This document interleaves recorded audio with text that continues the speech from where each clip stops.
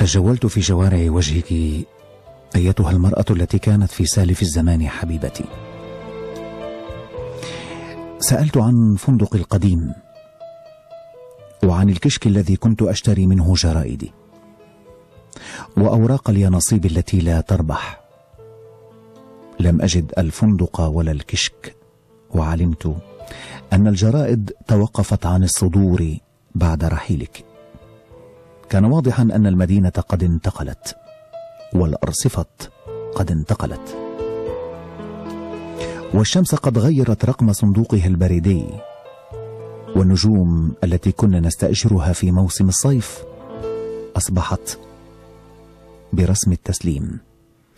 كان واضحا أن الأشجار غيرت عناوينها، والعصافير أخذت أولادها ومجموعة الاسطوانات الكلاسيكية التي تحتفظ بها وهاجرت، والبحر رمى نفسه في البحر ومات.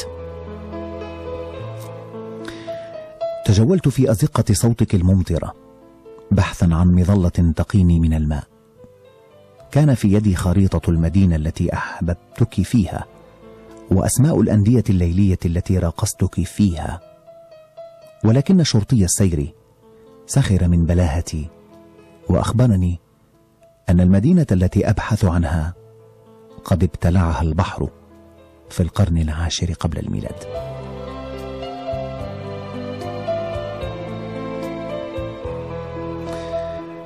ذهبت إلى المحطات التي كنت أستقبلك فيها، وإلى المحطات التي كنت أودعك منها. سألت عنك في عربة الدرجة الأولى المخصصة للنوم، فوجدت على باب مقصورتك عشرات من سلال الأزهار، ولافتة مطبوعة بكل اللغات: الرجاء، عدم الإزعاج. وفهمت أنك مسافرة بصحبة رجل آخر قدم لك البيت الشرعي والجنس الشرعي والموت الشرعي.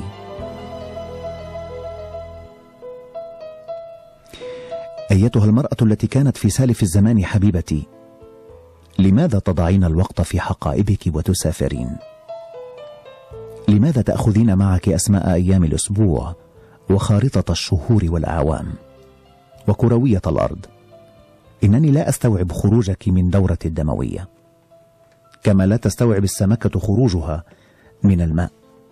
أنت مسافرة في دمي، وليس من السهل أن أستبدل دمي بدم آخر، ففصيلة دمي نادرة كالطيور النادرة والنباتات النادرة والمخطوطات النادرة، وأنت المرأة الوحيدة التي يمكن أن تتبرع لي بدمها، ولكنك دخلت علي كسائحة وخرجت من عندي كسائحة. كانت كلماتك الباردة تتطاير كفتافيت الورق، وكانت عواطفك كاللؤلؤ الصناعي المستورد من اليابان، وكانت بيروت التي اكتشفتها معك وأدمنتها معك وعشتها بالطول والعرض معك ترمي نفسها من الطابق العاشر وتنكسر 1000 قطعة. توقفي عن النمو في داخلي أيتها المرأة التي تتناسل تحت جلدي كغابة. ساعديني على كسر العادات الصغيرة التي كونتها معك، وعلى اقتلاع رائحتك من قماش الستائر ورفوف الكتب وبلور المزهريات. ساعديني على تذكر اسمي الذي كانوا ينادونني به في المدرسة. ساعديني على تذكر أشكال قصائدي قبل أن تأخذ شكل جسدك. ساعديني على استعادة لغتي التي فصلت مفرداتها عليك ولم تعد صالحة لسواك من النساء.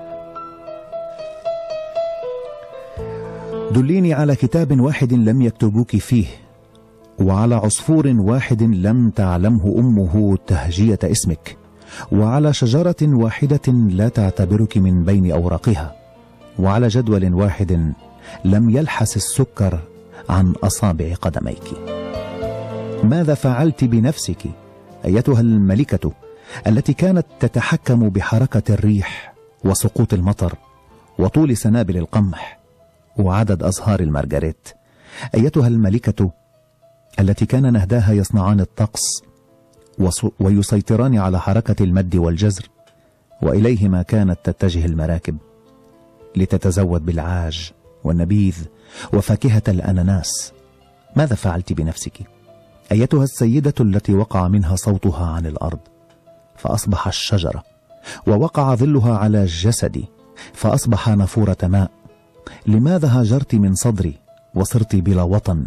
لماذا خرجت من زمن الشعر واخترت الزمن الضيق؟ لماذا كسرت زجاجة الحبر الأخضر التي كنت أرسمك بها وصرت امرأة بالأبيض والأسود؟ حبيبتي.